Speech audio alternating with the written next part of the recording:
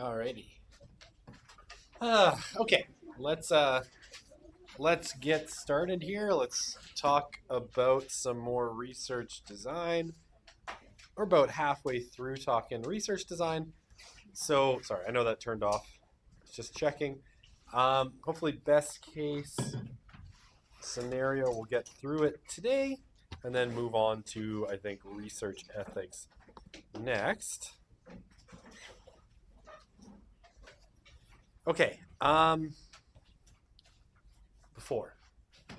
Obviously, yesterday you would have had the first lab of the course, and there is a mini lab assignment due on Sunday at midnight. I think it's pretty straightforward. I'm just wondering if you have any questions before I get into lecturing today. Anything you want to ask at all? I mean, is that a hand up? Yeah. I was just kind of wondering, what kind of tone do you want us to use when writing it? I mean, like, do you want us to be more more formal with it? Yeah, I mean, treat it like academic writing, right? So I'm not going to, especially with the mini labs, I'm not going to remove marks for contractions or anything like that. It's still submit it, get the grade, and even with the major lab, yeah, I mean, academic language, but yeah, please. Will we be getting feedback? Yes, yeah. So once you submit it, I will try to get you feedback on it as soon as possible. My Tuesdays are pretty free, so I'm trying to schedule feedback, like marking time for Tuesdays. So yeah. I won't just make you do it and then tell you nothing. It's like, did you do a good job? I don't know. Yeah. So basically, like once you see that you get the grade back, go in and I'll have some comments, and everything looks good. I'll just be like, okay, this looks good. Keep going with this. Or I might give you some specific feedback. But yeah, go look at it. A lot of people don't. A lot of people are like, okay, I will say, I will warn you of this, and I'll warn you again later. Just because you got 10 out of 10, that doesn't mean you did a good job. It also doesn't mean you did a bad job. Everybody gets 10 out of 10 who submitted it. So go and look at the feedback specifically, right? Don't just assume. Okay, just a news alert. Yeah, don't just assume because you got 10 out of 10 that you did it perfectly. I had a few people not understand that last term, and it caused them some problems. But I've now said it a bunch. Oh, I forgot my microphone. All right. Other questions, or are you basically good? Okay. Oh, yeah, sorry, Joan.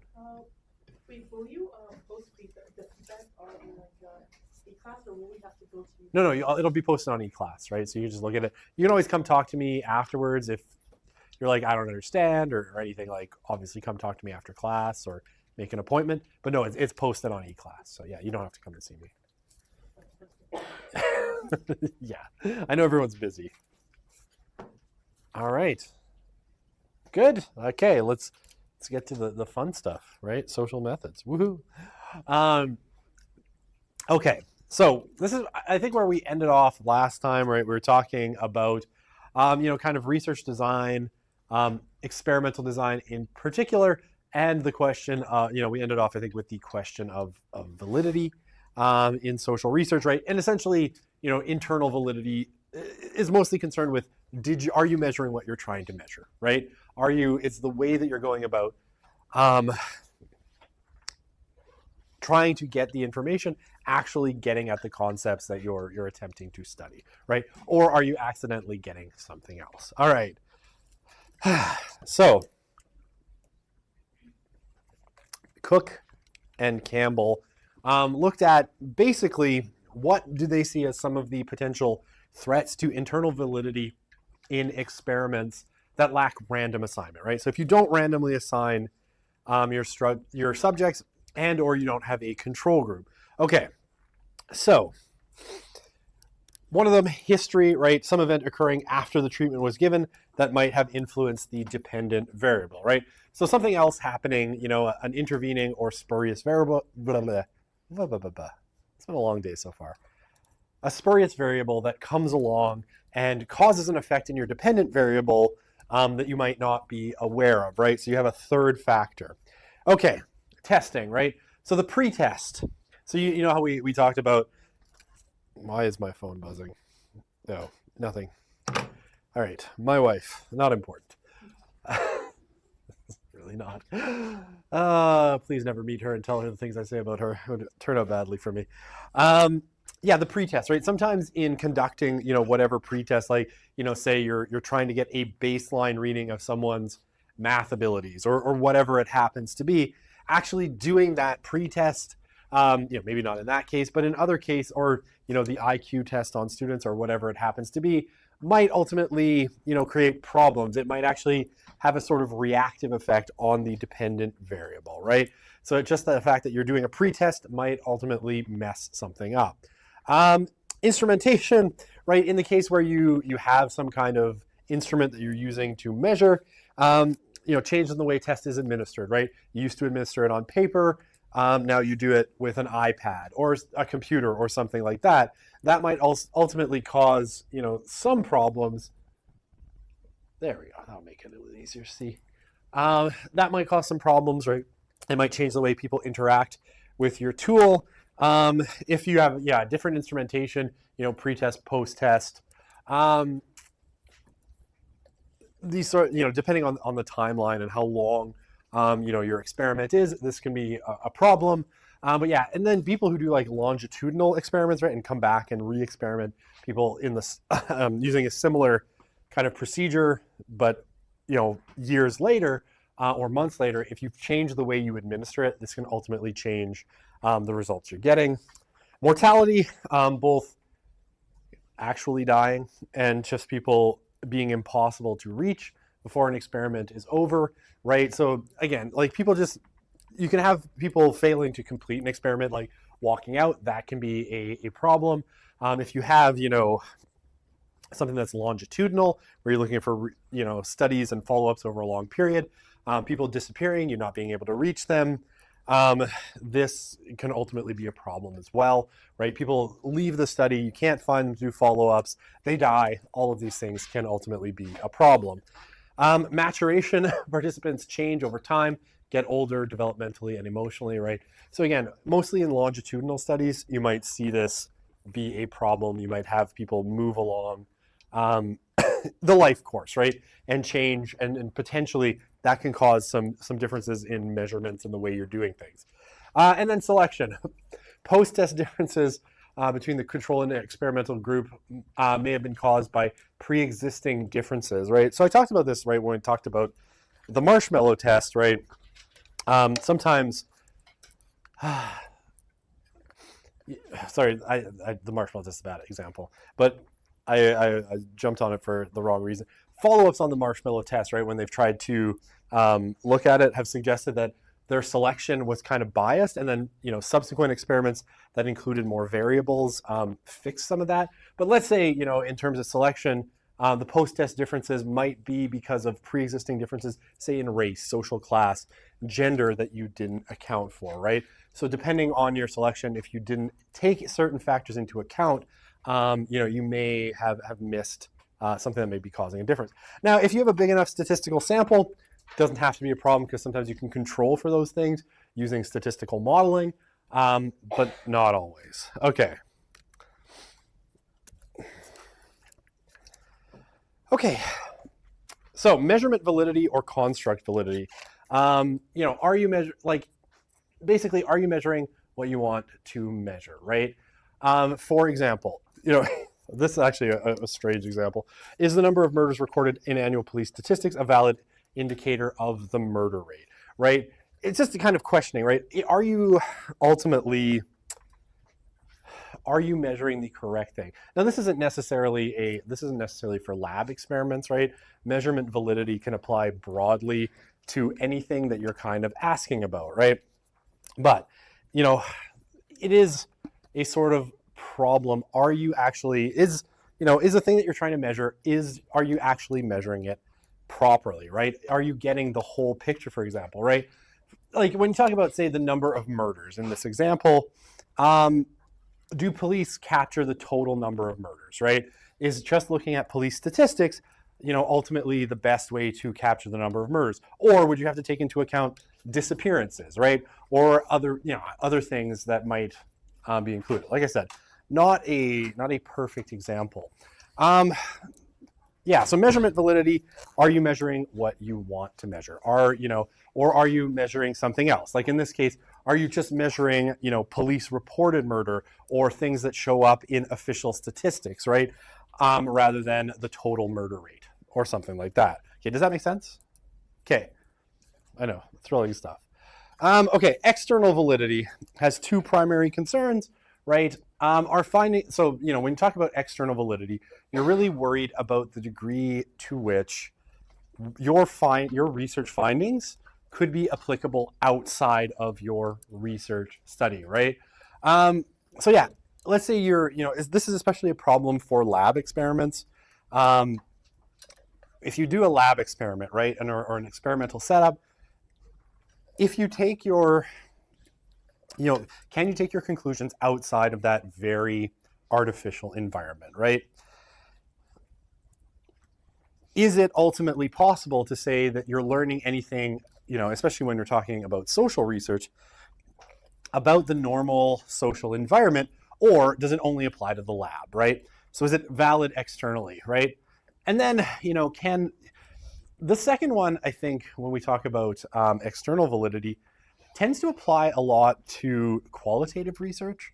And this is something that you have to ask, I think, when you're doing qualitative research. Can the findings be generalized beyond the people or cases studied, right? Qualitative research, right, in a lot of cases, you're doing interviews of people, right? Let's say you want to study furries, right? Because furries are an interesting case study, right? Furries, if you don't know, are people who dress, basically in costumes, right, to look like some kind of animal who they identify with. Maybe they're a wolf, maybe they're a lynx or a cat or a skunk or whatever, and they get together at conventions. So if you wanted to study furries, right, and you go to the Edmonton Furry Convention, if such a thing even exists, I don't know. I've actually only ever seen furries, as it were, out in the wild once. Sorry, bad pun intended, and it was a bad one too. And I'll say, I was in Atlanta for a conference. What's that? It does exist. Awesome. I will find them. I don't know why. And I don't mean to make fun of furries, except I do. Inadvertently. I remember I was in Atlanta for a conference, and Atlanta has this complex of 3 massive hotels where every conference goes. And in the neighboring hotel from our conference, there was a furry convention, and so everybody at our convention was rushing over there to get pictures with all the furries because they thought it was so fun and cool. I didn't do that because I was too shy. I wish I had me at a picture with a furry, although this would probably convince all of my students who have used this example on for years that I actually have a secret fursona that I'm just keeping secret. And yes, that is how they refer to it, a fursona. I'm not making that up, that's the actual term. All right, so if you wanted to study furries, right, and you go to the Edmonton Furry Convention, which Joan has told us is now a real thing, and you talk to 20 furries, right, the question becomes like, can you generalize that beyond, what you find out beyond those people that you talk to, or the case study, right, the Edmonton furry community? Could you apply that to all furries? Or could you even apply that, say, to other kind of subcultures, right? Could you apply the things you learned about furries to other subcultures, right? So, and this is one of the problems with qualitative research in general. You generally have pretty small samples, right? You're not going to get, a representative sample, right? So studies that get a representative sample where you could say it's large enough and selected in such a way as it represents the overall population tend to satisfy those conditions, as opposed to, say, something where you interview 20 people, which is not a representative sample. So, this is the question. Now, external validity, just because you don't have it doesn't mean that your research is bad. It just means that, you're not going to be able to make these broad generalizations outside of your particular case and case studies. And there's lots of good academic research that I would say doesn't have external validity. More, I think, because of, well, actually, because, like I said, the lab experiment, definitely the first one, but definitely because of the second one, where you don't have a big enough sample size. And almost inevitably, quantitative research is the only one that's going to be able to get you, representative samples, right? So, yeah, please. So for measurement and external validity, can you basically legitimize both things as long as you explain that you're aware? Like for measurement validity, if you say I understand that for murders in police, I understand that police don't get every single murderer out there, but these are my findings based on the information I have, then it's still valid. Yeah, I think you could make the case that this is the closest you're going to get to measurement validity in this case, and external validity. I don't think you finished asking that part of the question, but if you're using that example of sample size, it's not possible to get a big enough sample for whatever thing you're experimenting on. Yeah, you could never sample every single subculture or all the furries, right? You could never get a qualitative kind of sample of a representative sample of enough furries. But yeah, you don't have to make the case that you have external validity. You just have to be okay, obviously this is, a case study. We can guess that this is what it looks like, but we can't say for certain. Yeah, does that make sense? Okay. Oh, right, they're fixing stuff at the University of Broken Things. I swear, one of my classes is in the smallest room. There's 55 of us, and it is the size of this room, or maybe even a little bit smaller, and it is so tight in there, and I've been asking if we can get another room, and they're like, ha ha ha, no.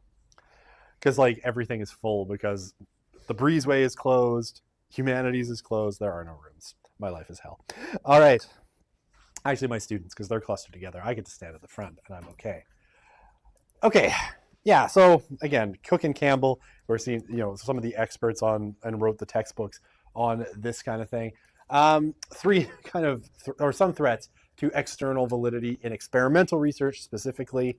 Representativeness of the study participants, the findings are not generalizable, right? So you don't get, in most experimental settings, you're not going to get, except in really exceptional cases, right?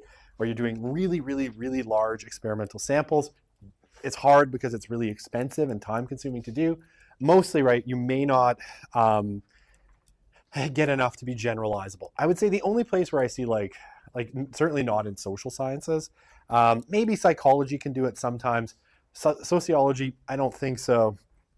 Medicine, definitely. When they're doing kind of experiments, you do need representative sample typically, but they're much better funded and funded in different ways. The effects of the setting, right? This is obviously the lab setting. The findings might not apply to settings and environments that differ from those of the experiment, right? So if you're putting people in this is I loathe to use the Stanford prison experiment as an example of anything because it's stupid. And it was set up artificially to get certain results, right? if you know, can you generalize, and this is what the authors of the Stanford prison experiment tried to do, right? They said, oh, this is how human beings react to being an authority over other people, right? They adopt these roles and all of this stuff. So, but then it's like, okay, well, outside of a group of undergraduates who you artificially assign to be guards and prisoners in an environment where they know there's no stakes, can we really say that this is how humans behave? Or did the artificial environment you created actually create some of the effects, right? So, like, if you took that out into a real world situation, would you get the same results? And it's not necessarily possible to say, right? I mean, I will say of Stanford prison experiment, it's often cited. Apparently, you know, years later, it's come out that the researchers actually told the people how they wanted them to behave, which is why it's a bad example. But I used it anyway because I'm a bad teacher. I don't know. We'll keep going. Okay, the effects of pre-testing, right? The findings might not apply to people who were not pre-tested, and few people in society are pre-tested, right?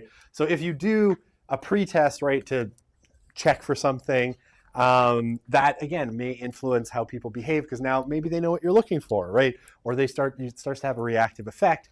Can you generalize it in a world where people weren't pre-tested, right? Like if you just put on rock music, are people necessarily going to do worse at math than they did in your lab setting where there was that sudden change, right? And I think Joan mentioned that last time as a possible, effect of that imagined example I came up with. Okay.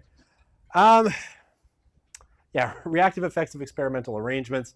The findings and reactive effects, right? So I think you probably all know what reactive effects are. When people know they're being tested, right? When people know that you're looking for something, they may try to give you that particular thing, right? Just the knowledge that you're a researcher trying to find out something can cause people to try and anticipate what you want, give you that thing, not give you that thing. It's basically like reactive effects are, you have that one friend who the second you pull out your phone to take a picture, they start goofing off and making funny faces. They know they're being observed, so they're reacting to it. That's a reactive effect. We get that in research too, where people know you're studying them and you're asking questions, and they may, react in a number of ways that aren't natural. So yeah, the reactive effects, the findings might be invalid because they were caused by the subject behaving atypically because they were part of an experimental situation, right? Because they, and sometimes this can be weird things. Like they trust that the researcher, has their best interests at heart. So they might do things that they wouldn't normally do, or they trust that the researcher's not going to actually harm anyone. So this is the famous example of people pushing the button thinking they're shocking someone in the other room. They're trusting the researcher that there's something legitimate going on here. Would they actually cause harm to another person? Maybe not, right? Okay, does that all make sense? Yeah, okay. Okay, replicability. And this is actually, I know in psychology they've been talking about this for a while, and I think it's true in sociology as well. Replicability has become a real crisis in the social sciences, right? I mean, at its best, right? When we talk about research, we would and you're thinking of like the scientific method, right? You want your research findings to be mostly objective or intersubjective, right? So that no matter who's doing the procedure and looking at the data, they come up with the same results. Increasingly though, right, so the results should remain the same when others repeat all or part of a study, right, or look at the data, right, the results should stay the same, right, because the goal is social science, objectivity through that kind of scientific method. Now, replicability, so the procedures used to conduct the research are sound and spelled out if it's replicable, right? Now, this is a real crisis in social sciences. Like, there's this long admitted now crisis in psychology and replicability because a lot of studies that have been done are basically non-replicable. That no one's been able to, say, reproduce the findings of a lot of studies, even if they've tried. The other problem with replication in the social sciences is that no one really wants to do it, right? One of the really big problems, social settings do change, which makes replication hard. Replicating a study from 10 years ago, you might get different results just because society's changed in that amount of time. But also nobody really wants to do replication because what tends to get funded by bodies like SHRC is fun, new, exciting research that's never been done. I guarantee you one way to get rejected for your research funding almost immediately is to write a research proposal that says, I plan to do a replication study to see if this person's research was correct. And they're going to be like, no, that sounds boring. And why would we fund research that's already been done? So replicability, is something that we should be doing more in social sciences. And a lot of the criticisms of social science is that it's really kind of one-offs. There's never been any replication studies, and these findings are very, shall we say, niche and arbitrary and untested, right? You got one result and you never no one ever went back to test it again. And that is genuinely a problem with the social sciences at this point. Alrighty. Okay. So, lab studies, what do you have? What are the pluses? Greater control over the environment is an asset, right? You can kind of control the inputs in a lab study, right, or in a lab experiment, which is helpful. Easier to assign participants randomly to conditions, right? If you control everything, then say a field experiment, right? A field experiment where you're out in the natural world, much harder to control these things. But yeah, like limitations, low external validity, right? Is it life in a test tube? What happens once you move out of the test tube? Can you even, say that what you found in the lab is really going to be replicated out in the real world? Or, is it just an intellectual pursuit for intellectual pursuit's sake? Okay. There's also this category of quasi-experiments, right? Different from true experiments, right? In that internal validity is harder to ultimately establish, right? Quasi-experiments, natural experiments are a type, right? Basically where you, say, introduce natural experiments, field experiments are these kinds of things where you introduce a stimulus into kind of a natural environment to see what would happen, right? So like I said last time, the subway violinist is one of the famous ones. The smoke in the theater one is a kind of real life or quasi experiment. What is it, like the piano stairs? Those are all these, it's just seeing how people react in the natural environment to some stimulus you put in place, right? So do people react differently to a person dressed as a homeless individual, who's playing the violin as well as a concert violin does? If you change that person into a tuxedo, how do people react in a subway to the same person? That's the subway violinist experiment. It's a quasi-experiment, right? Because you're not controlling all of the inputs, or a field experiment. But, sometimes because you can't control all of the inputs, can't select participants. Causation, right, in terms of why people are doing things can be really difficult to establish, right? Why did people give more money to the guy in the tuxedo than the person who looked like they were homeless? What's the causation? Why? What were people thinking? It can be hard to establish. So quasi-experiments, much harder to establish that you're measuring the right thing, right? They have internal validity because you simply don't always know, and you haven't controlled enough of what's going on to really say that, people reacted for a particular reason, right? They may be reacting for something completely different that you just weren't able to control, right? Maybe they, didn't give money to the person who was dressed as though they were homeless and violining because it just happened that, it was at a different time of day, and they were busier, or something else had happened, right? A train was late, right? So everybody was rushing instead of digging in their pocket when you had them dressed as that, right? So it's harder to say. In that case, you wouldn't have been measuring reaction to the violinists themselves, but you would have been measuring, how much money people give based on how busy they are or how late the train is, right? So that's the kind of thing that you can't control necessarily in kind of natural or field or quasi experiments. Okay. Are you doing okay? All right. So, a couple of kinds of research that we can talk about.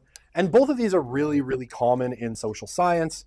And they each have their sort of pluses and minuses, right? So the first one we'll talk about is cross-sectional.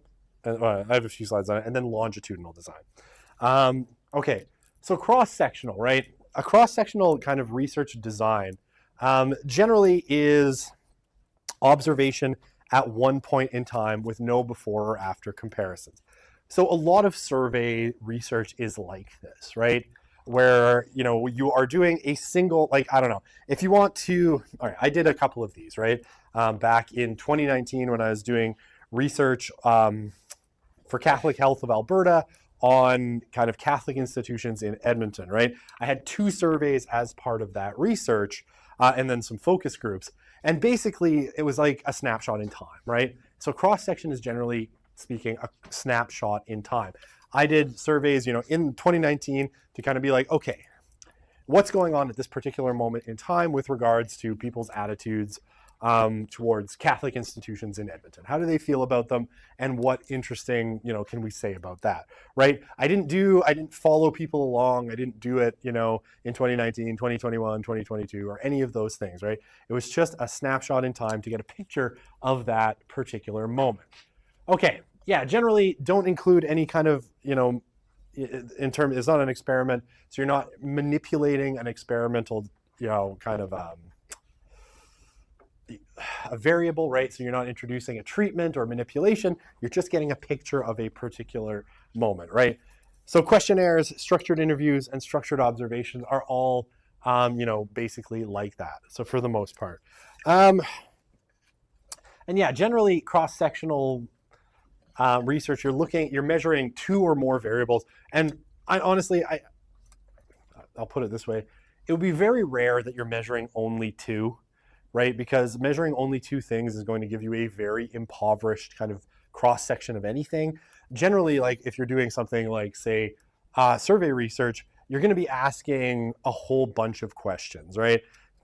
It depends on how long your questions are, but somewhere between, you know, probably 20 to 50 questions, excluding demographics, to measure a whole bunch of things and then try to detect patterns of association, right? Trying to figure out how things are related, right? How one variable might affect the other, right? How religious people are, does it affect their views on marriage? You know, how religious they are, does it affect their views on the government, right? All of these sorts of things you could find out in a cross-sectional kind of piece of research for that specific moment in time. Okay, does that make sense? All right. So,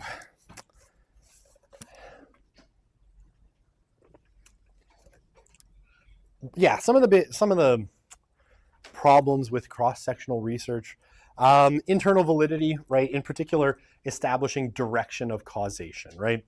If you just, essentially, you sort of have to make a guess. If you have 2 variables that basically you know that they're changing together, right? So you're saying like, I mean, because like I said, I've mentioned it a few times. I was reading about it before Christmas. You know, increased pornography use and declining religiosity, right? You know that these 2 are related, right? Because you've done the statistical modeling and you're like, okay, I know that people who are reporting that they are less religious, you know, use pornography more, right? And this is something. Now, what's the direction of that, right? Which one is causing which can be really difficult to establish with just a cross-section, right? Is it that, you know, as people become less religious, they're more open to using, you know, explicit materials or accessing explicit materials? Or is it that accessing explicit materials actually, you know, causes a decrease in religiosity? And this is actually really difficult to establish in lots of cases. And you could think of this in all sorts of, you know, that's just one example. There's hundreds, thousands, millions that you could think of where you have 2 variables, you know that they're related. And a lot of times researchers are going to assume that they know. It's like, okay, I think my hypothesis is this affects this, and I found a correlation. So there it is in my research paper. Look, there's a correlation between these 2 things. So clearly X causes Y. But it's really difficult to say for certain that, you know, the directionality is going in that direction, because it could just as likely be the opposite. So really identifying your independent variable and your dependent variable really becomes a challenge with just these cross-sectional designs, right? Is there, yeah, so what are the examples? A researcher might find a positive association between self-esteem and income.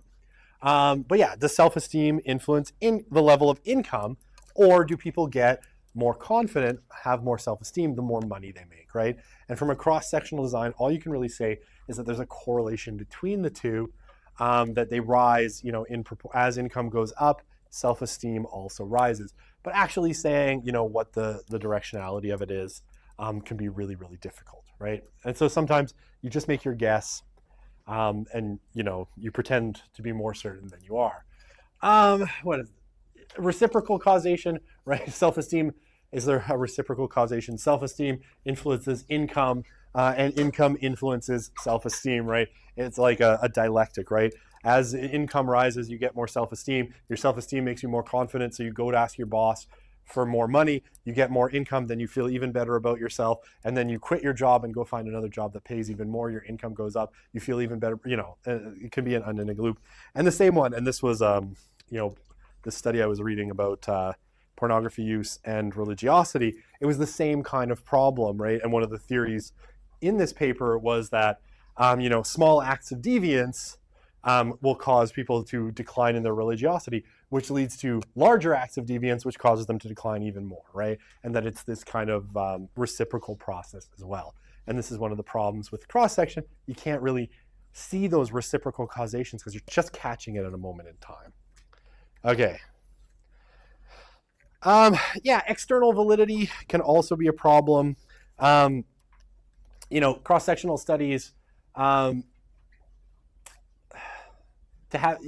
them to have external validity, it helps to have basically a random method in selecting participants, right? So making sure that you have a representative sample is really, really important. It might not, if random methods aren't used, the findings may not hold for people who aren't studied. The other thing is, obviously, it's true for that moment in time, right? It might have been true at that moment. Is it true 6 months later, right? Or 5 days later? Do people still feel the same, right? Do people still react to the same things? What if there's an intervening moment, right? What if, you're doing research in 2019 and then 2020 happens, and COVID comes and society gets scrambled?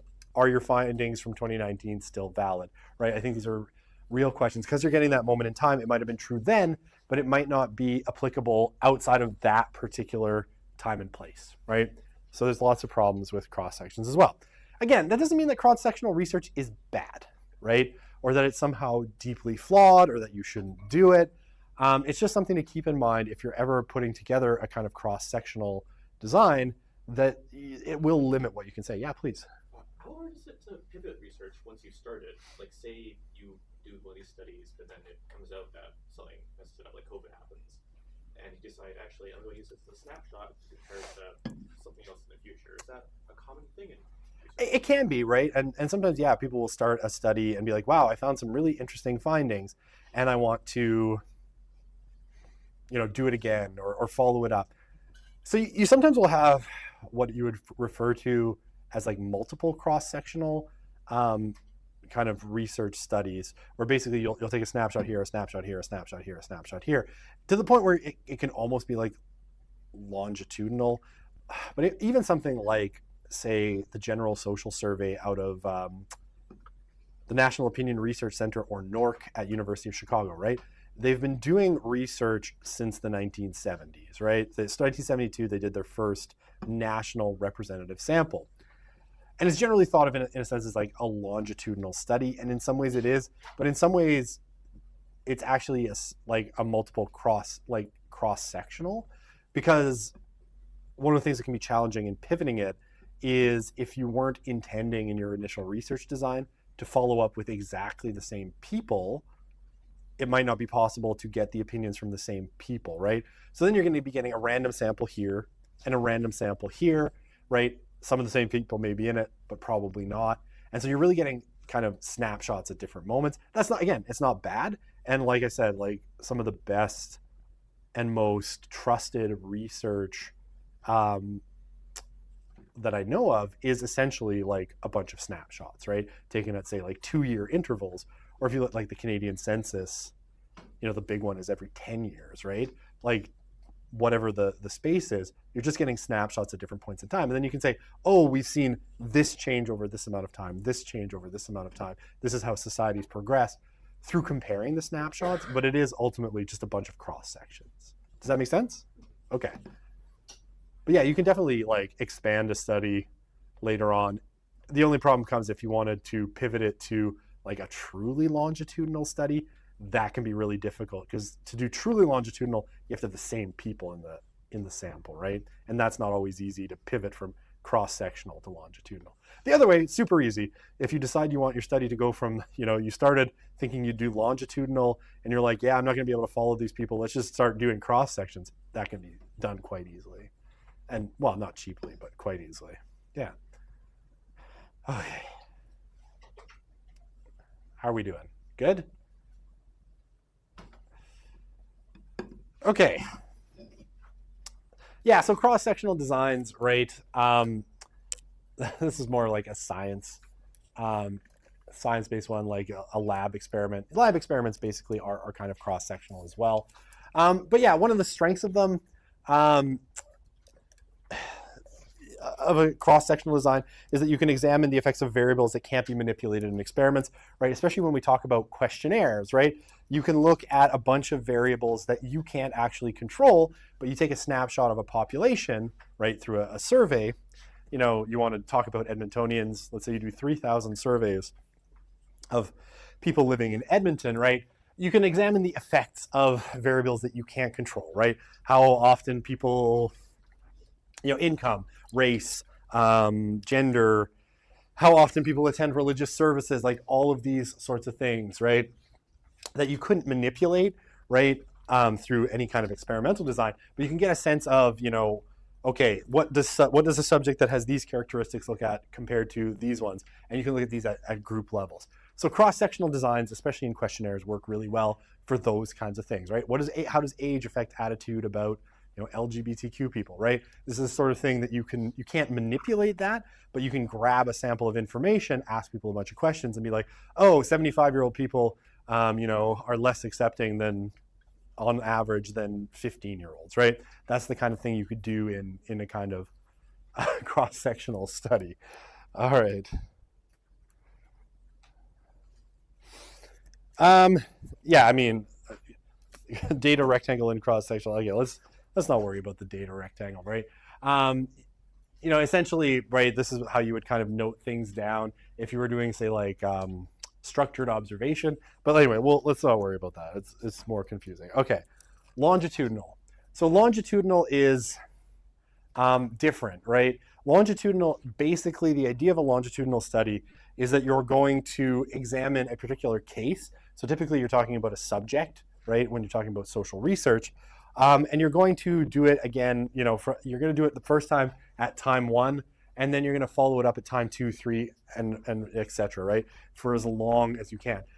There's one project going on in the department, right? In the Department of Sociology. It was run by our former chair, Harvey Cron, who's now retired, but still kind of as an emeritus participates. He started running this project where they surveyed people. They started surveying them when they were in high school about all sorts of things like attitudes, incomes, all sorts of things. They did it first when they were 18, their last year of high school. And they started this in, I want to say when did he come? In the 1980s, right? Because he started here the year I was born, 1982. Don't ask me why I remember that, but I do. And basically every 4 years, they've found the same people and done essentially the same survey, right? Asked them the same questions, updating them a little bit, every 4 years, from 1982 till I think they're doing one this year, right? So that is your classic longitudinal study, right? Same people. Now, of course, they've had a mortality in that sample, right? The sample's gotten smaller and smaller over time. I think most people have been interested to continue in the study, but some people have left or moved away or whatever. But yeah, that's a longitudinal study, right? You follow the same cases over a long period of time. Now, that's a particularly long kind of time span for a longitudinal study. Longitudinal studies can also be short time spans, right? The longitudinalness doesn't have to be decades long. Those are really cool studies. If you can keep people in a sample for decades, like my favorite one, the National Study of Youth and Religion, right? They first surveyed people in 2003, and they've kept surveying them, for the next 20 years. Every I think 4 years as well, which is a really, really cool kind of study. All that's really cool. The project that my boss is working on right now, as a longitudinal study, so they're going into prisons, right, and they're talking to inmates who are about to be released, right? So basically, they start. Time one is like, honestly, we have a team in Red Deer today, doing these. I think all week they're doing 3 or 4 interviews each for 5 people, all week. And basically, right, that is time one. They're now 2 weeks after these people get released. We're going to hopefully, if everything goes well, which so far not so much, but we're going to try. It's not stressful at all. But we're going to interview them again, right? So that's time 2. And then 2 months forward, we're going to interview them again. And then hopefully 6 months and then a year forward, we're going to see where they're at, right? Now, so this is technically a longitudinal design as well. Now, the time frame is much shorter, right? And the spacing between those time intervals isn't incredibly long. We're not talking decades, right? We're going to be done most of this within a 5-year span. And then the project will be done. Right? We're not planning on following them for 10 years or 20 years or 30 years or 40 years or anything like that. That's still a longitudinal design because you're still building it at T1, T2, T3, so you can move these time spans around in any configuration that you want. Now, I think people in sociology are mostly interested in like long time spans or time spans that especially span life changes, right? So like, as someone transitions from adolescence into college or high school into college, and then college into emerging adulthood, and then emerging adulthood into middle age, right? Those sociologists are really interesting because they like all this life course stuff, but it doesn't have to be that way, right? You can have very short time intervals in longitudinal research or incredibly long ones. Emma and then Joan.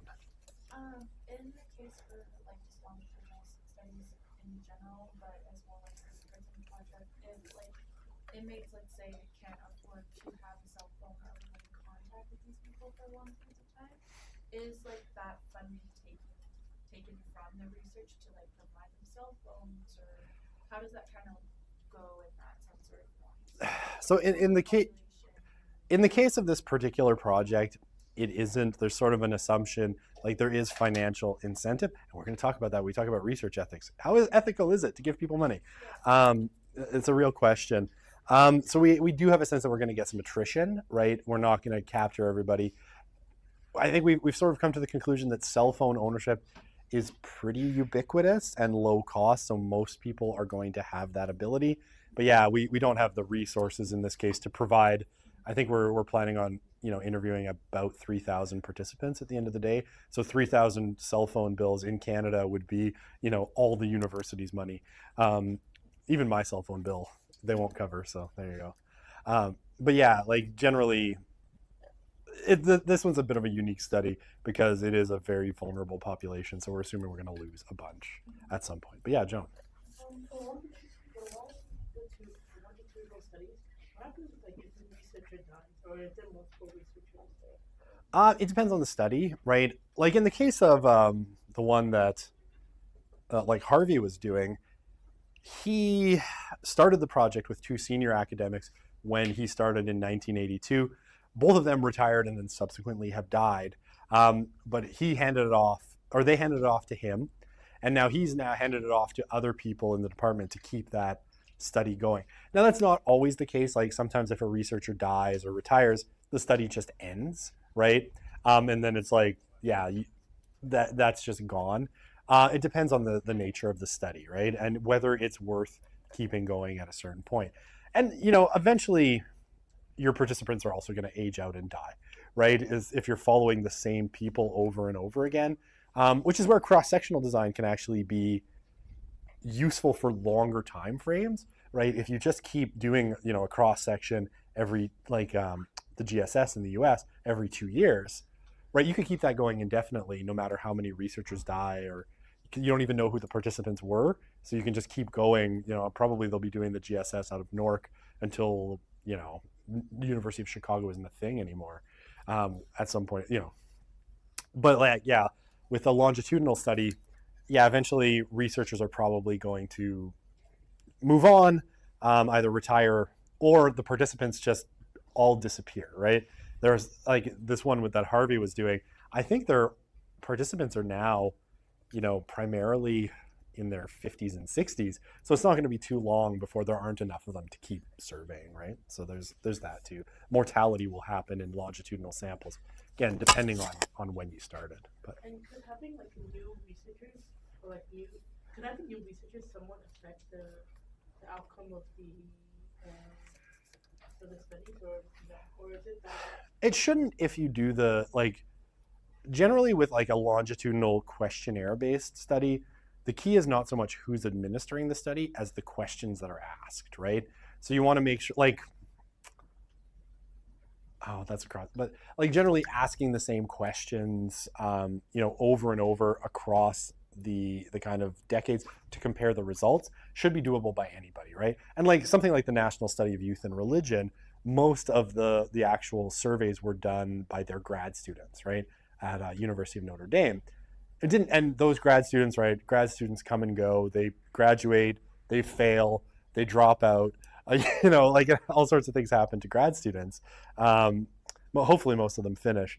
But that didn't affect the kind of integrity of the sample because the questions were consistent through the multiple kind of waves of the study. So, does that make sense? Okay. Hopefully, my boss doesn't die. That would be bad for me. Going into prison, I don't know. She's very brave. All right, how are we doing for time? All right. Geez, today's class is flying by. Okay, so longitudinal designs, right? So typically, right, you'll have kind of two big types. The panel study, right? This is the kind I've been describing, right? Where the same people, households, organizations are studied at different times, right?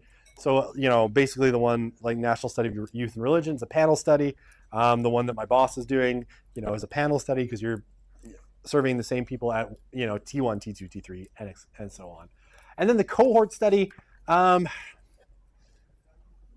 a sense, a cohort study is kind of, again, like different cross sections because you're not talking about the same people, right? But a cohort study, generally, people sharing the same experiences are studied at different times, but different people might be studied each time, right? So let's say, I don't know, you wanted to,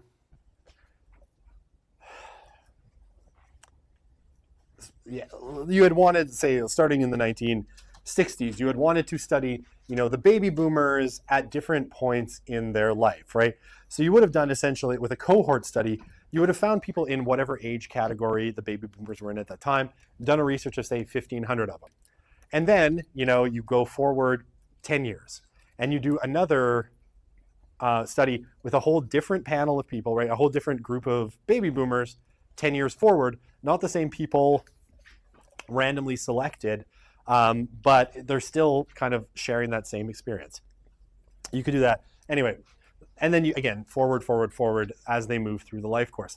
That's like a longitudinal cohort study, right? Instead of a specific group of people where you try to contact the same individuals over and over, you just try to contact people that are in the same kind of cohort. And age is the most common one that you would do in, say, a cohort study. Theoretically, you could do teenagers at different points or college students at different points. That'd be a different kind of cohort study, knowing that you're getting different people because people cycle through kind of university and college, right? So you want to know, anxiety, let's say anxiety in college students, right? So you start today and you do a study of U of A students today and ask them a bunch of questions about anxiety. Okay. And then all of those students graduate. 5 years later, you do the survey again, but with a new group of students, and then you do it again. Again, these are kind of like different cross sections, but it's kind of longitudinal that you're tracking a change over time, essentially through a snapshot of students at different points. Okay. A researcher may study people born in 1990 at 3 different times, right? Say 2000, 2010, and 2020, right? But use different subjects at each time. You could do that too as well, right? Or people, I think people born in 1990 is a weird one. I tend to think like generational cohorts is more typical, but yeah, that would be kind of what you have for a cohort study. Okay.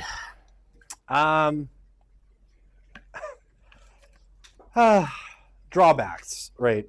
Generally, like longitudinal research is seen as very good, right? And again, none of these kind of studies or ways of doing research are bad, right? They're all good ways of doing research You just have to be aware that each of them everything's a trade-off, right? Everything comes with certain costs. Right, so what are the drawbacks? Attrition over time, right? I'll give you the example of National Study of Youth and Religion. When the National Study of Youth and Religion started, they surveyed 3,200 teenagers, right? By the second wave, it was down to 2,800, right? They lost 400 people. They just couldn't find them to do follow-up studies. By the third wave, they were down to, I think, 2,500. And then by the fourth wave, I think they're down to 21, right? So at each wave, you lose people, right? People move. Their cell phone number changes. Their parents move. Their parents die. So your primary contact, your primary contact for their parents, or for them to get in touch with them again later, disappears, right? Whatever method you were using to contact them, it can be very shifting. This is especially difficult in the era of cell phones, right? Because cell phone numbers are not tied to a particular household. They're super easy to change, right? You just go cancel your phone plan, pick up a different SIM card, throw it in there, you got a new phone number, right? So it's really, really easy, transient populations especially, really, really easy, to lose people. People move, right? Western societies are highly mobile. So if someone moves to, Montreal or moves to France, right, you can lose them out of the study. So that it can be difficult to find people over time. Difficult to determine when subsequent waves of the study should be conducted. I don't actually see this as a huge problem, but it could be like how often you want to do it. Most times, right, 5-year, 10-year intervals, 4-year intervals. It's going to be non-controversial. You just have to pick a time frame. And panel conditioning, right? Do people's attitudes and behavior change as a result of participating in a panel? Potentially, right? Just knowing that this is, I think, in health research, you see this a lot, right? If someone's part of a panel study in health research, do they start living a more healthy lifestyle because they're aware of some of the health risks, or that being part of the study makes them think about their lives in a different way? This can potentially cause a sort of reactive effect. Okay, so before I jump to case studies, how are you feel about longitudinal, cross-sectional, lollipop? No, I just thought I'd throw out a random word to see if people still nod when I just say a random word. Banana, no. Okay, good. Case studies design. Okay, so case studies, for the most part, I would say case studies are probably, you have them in both quantitative and qualitative research. Really in-depth case studies, I think, are more typical of qualitative research in some cases, but you can have them in both. Right, so what is a case study, right? Basically, a case study involves an in-depth look at a single case, right? So you're going to write a really in-depth examination of one specific, whatever it happens to be. And cases can be damn near anything, right? It can be a person, right? An individual. It can be a family. It can be an organization, an event, right? If we want to, we go with Joan to the Edmonton Furry Convention.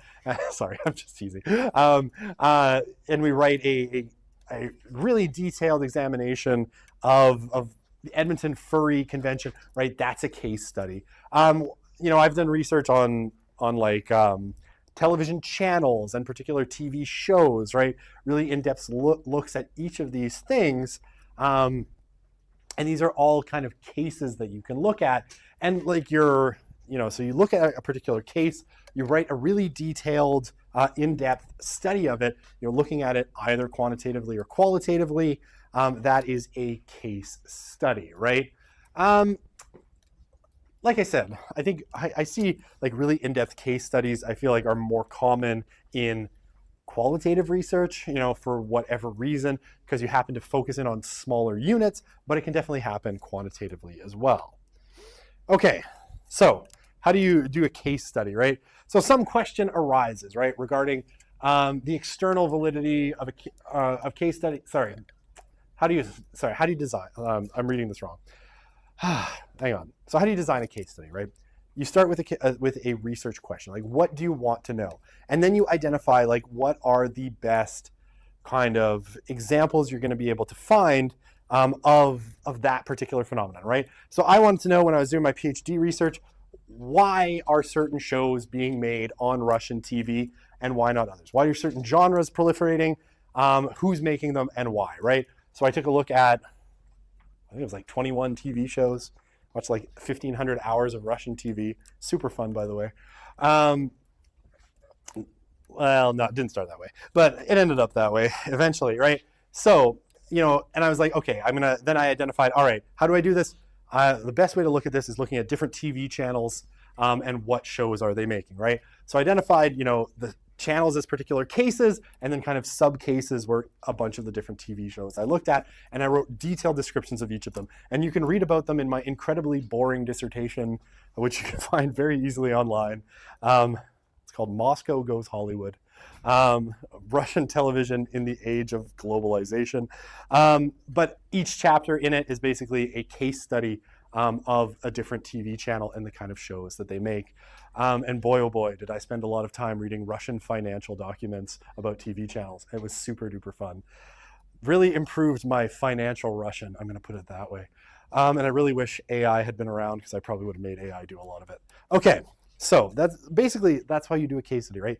You pick your case, you do an in-depth study, you find as much information on it as possible. Okay. Again, criticisms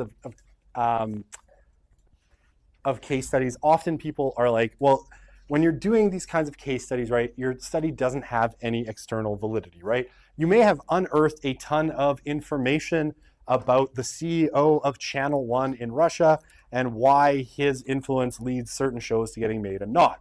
But that information tells you nothing about anything else, right? It tells you about that one particular case, and you can't ultimately externalize or generalize those findings anywhere else, right? And the same thing, right? If we go to the Edmonton Furry Convention and we do an in-depth study of furries, we find them, we interview them, and we're like, okay, this might tell us something about subcultures. Someone could say, actually, it really only tells you about furries in Edmonton, right? Because you did a deep dive into that particular culture. Now, that said, it's true, right? And again, that doesn't make the research bad. Achieving external validity often isn't the main cause of, or the main reason you're doing a case study. You're probably doing a case study to really deeply understand one particular instance, right? One particular moment in time or place in time, why things are happening there, and getting a really rich, detailed description. And yeah, you get those deep descriptions of the characteristics of a particular case that can't be achieved using other methods, right? And that's, one of the strengths of doing a case study as compared to, say, just questionnaires. Questionnaires are going to give you, say, really broad information about a lot of questions related to the subject that you're studying, how they answer things. But they often don't have a lot of depth, right? It's like, how to put it? Something that has high external validity often is, a mile wide and an inch deep. And a case study is the opposite, right? It's a mile deep and an inch wide, right? Where you basically get so much depth on a small cross-section of the world, and that's its real strength, right? That's where it's really interesting, and you can learn a lot of really interesting things about, almost just about anything, right? Anything that you can think of as a case, you can dig into as a case study. Okay.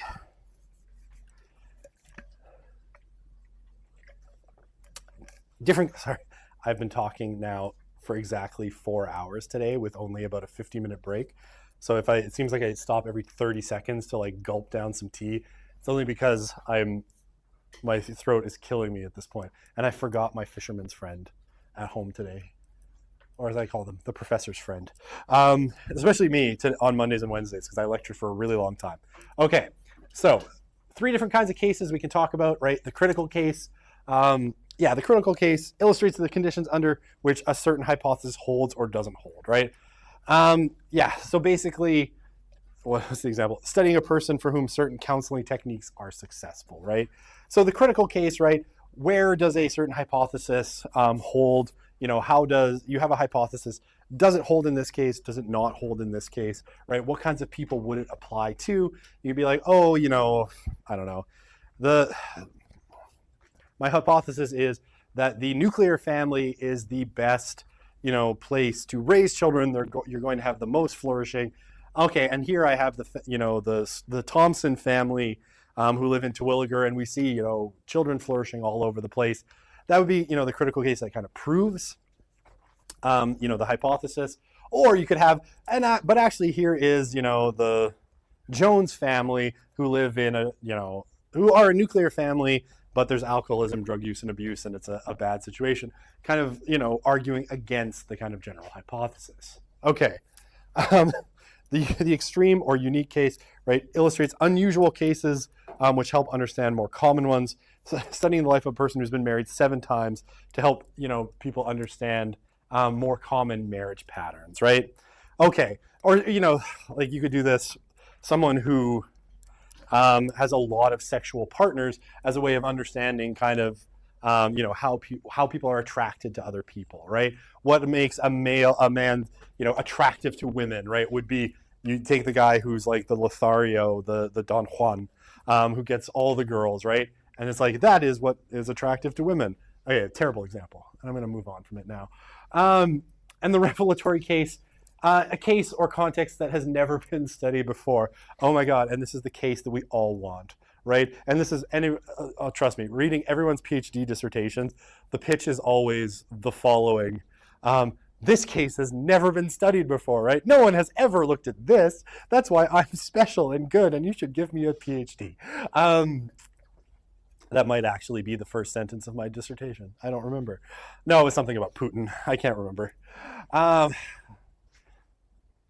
Me and Vladimir lived in a close relationship that he didn't know about for the better part of a decade, from when I started my master's in 2008 till I finished my PhD in 2017. I thought about Vladimir Putin more than I think is actually nice to admit. It's like, why is this TV in Putin's Russia? Anyway, me and Vlad. I will tell you, the Russians, they're something. There was a song kind of towards the beginning of this. It was called "A Man Like Putin," and it has these 2 Russian women singing about how they want a man like Putin, and it's hilarious. I could show you sometime, but it feels inappropriate now. But it was funny because they're like, a man who doesn't drink, a man who's strong and decisive. I'm like, what a weird song, but I kind of love it. I don't know why. It was just funny, right? Because it was over the top propaganda, and it made me laugh. Anyway, this is my Putin stories. I did actually see Vladimir Putin once, about 45 seconds before I got tossed in the back of a police van in Moscow, which was also super fun. Yeah, we were outside the Cathedral of Christ the Savior in central Moscow at Easter, and we were dumb because we were just like, oh, cool, we'll go see this biggest cathedral in Moscow at Easter, when Putin often shows up there. And we were standing there, and the crowd was getting a little rowdy because they were mad because they let in like the British ambassador into the church, and so the Russians were getting ornery, and so the police just decided to scoop up like half the crowd, and me and my friends all got tossed in the back of a police van, driven out to the suburbs of Moscow, dropped off, and then we had to make our way back. By the way, it's like 11 o'clock at night at this point, so it was super fun. But I saw Putin, I'm like, hey, is that Putin? As I go into the van. It was awesome. Anyway, super fun times. Oh, no, God, no. I don't think he even saw me because I was just getting like, the Oman was shoving me into a van at the time. I was like, hey, is that him? Trying to like hold on to my one friend. Be like, let's go to prison together. Anyway, Russia's a wild place. Or it was in 2005 when I was there. Okay, so the revelatory case. The case has never been studied before, right? Sometimes this is like sometimes archival work is like this, right? Something gets declassified, right? It's like, no one has ever seen these documents, right? Or this is like, no one has ever thought to study this, right? No one has ever been given access to this place, right? These are the kinds of, revelatory cases, right? A context never studied before, something never seen before. I don't know. You get let in to study a tribe in South America that's never let anybody in before. It's a revelatory case, although that's more anthropology than sociology. Okay. All right, this chart to end this thing. And that presentation's over. Okay, now I face a tough decision. We have 13 minutes left. That feels comically early to let you go, but I have the slides ready for research ethics, and I'm like, do I start research ethics today or do we start it on Monday? And Joan's like, I'm out of here. I'm leaving. Screw you, Broussard. I'm done. I feel like 13 minutes is too long. Is it too long? No. All right. Look, if you all feel that way, get out of here. I don't want to talk to you anyway. No, I'm kidding. Of course. That's fine. It's just like one of those weird things. I'm like, do I start something new with 13 minutes left? All right. Go. We'll see you next week on Monday. Remember, your first mini lab is due Sunday at 11:59. So do submit it, please. Hello. For the panel studies, is it possible to do cluster sampling so you can have multiple groups in a panel? Oh, for sure. Yeah, you could do, and we'll talk about like sampling methods, but you could definitely do like cluster sampling, multi-stage cluster sampling, and it would depend on like what you're what group are you trying to get. The one that I always think of with like cluster sampling is like if you wanted to survey U of A students, like okay, I need this many art students and this many engineering. Like you could do those cluster samples and then follow them through life to discover that art students are less successful than engineers, right? That would increase extrapolability in the experiment, or kind of depends on how you do it. Yeah, I mean, I would tend to think it would definitely increase internal validity, right? That you're measuring, the right thing because you're getting a good sample.